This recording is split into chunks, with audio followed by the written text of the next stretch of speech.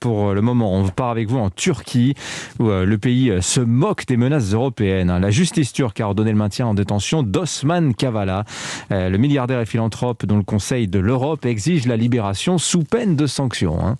Oui, hier matin, 9 ambassadeurs occidentaux et 2 diplomates de la délégation européenne s'entassaient dans la salle d'audience du tribunal d'Istanbul.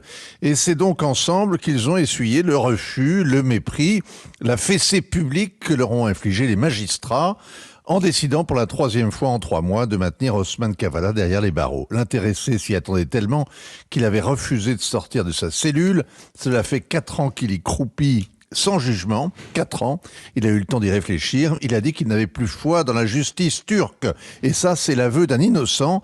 Les criminels endurcis ou les professionnels de la politique savent combien les magistrats sont susceptibles. Et pour les amadouer, ils répètent qu'ils ont confiance dans la justice de leur pays. Alors Osman Kavala, il n'est pas très connu en France, mais il est devenu un symbole. Il est l'ennemi que s'est choisi le président Erdogan, sa bête noire, son bouc émissaire. Il incarne tout ce que le sultan déteste. Un héritier, il est né à Paris, élevé au Royaume-Uni, le symbole du cosmopolitisme. C'est un partisan de la Turquie arrimé à l'Europe, un laïc dont les relations avec la mouvance islamiste sont décomplexées. Il a été l'un des premiers à dénoncer la secte de Fethullah Gülen, à l'époque où Erdogan s'entendait comme larron en foire avec le prédicateur pour noyauter l'État. Osman Kavala a mis sa fortune au service de toutes sortes de projets culturels qui militent pour le droit des minorités, la question kurde, la réconciliation avec les Arméniens. Erdogan déteste ce Robin des Bois et le compare suprême insulte à George Soros. Il l'a fait embastiller sous prétexte qu'il avait poussé aux manifestations de Gezi en 2013. Et quand cette accusation a été balayée, bien une autre a pris aussitôt le relais.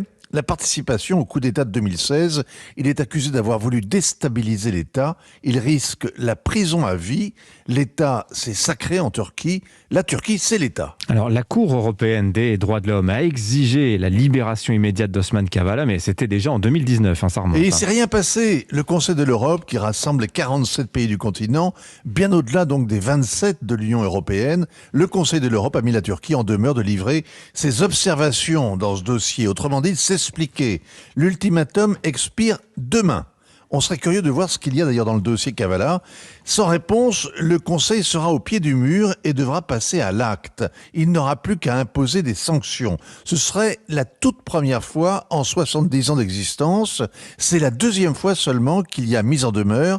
La Turquie est membre du Conseil de l'Europe depuis 70 ans. Elle ne peut pas dénoncer l'ingérence. Elle a souverainement accepté de se soumettre aux arrêts de la Cour européenne des droits de l'homme. Alors évidemment, ça va donner l'occasion à Erdogan de se victimiser. Dénoncer le complot de l'étranger, c'est un réflexe. Il est d'ailleurs payant, mais pas forcément cette fois-ci, vu la déroute économique que subissent les Turcs, emportés par une inflation galopante, conduit par un président omniscient qui réinvente les lois du marché, brûle les réserves en devises en laissant les experts absolument sidérés. Ça fait 15 ans que Recep Tayyip Erdogan joue la crise avec l'Europe. L'Union européenne s'est toujours couchée pour l'éviter. Il n'est pas dit que le Conseil de l'Europe en fasse autant. Le point de rupture, en tout cas, est tout proche. Signature Vincent Hervouet.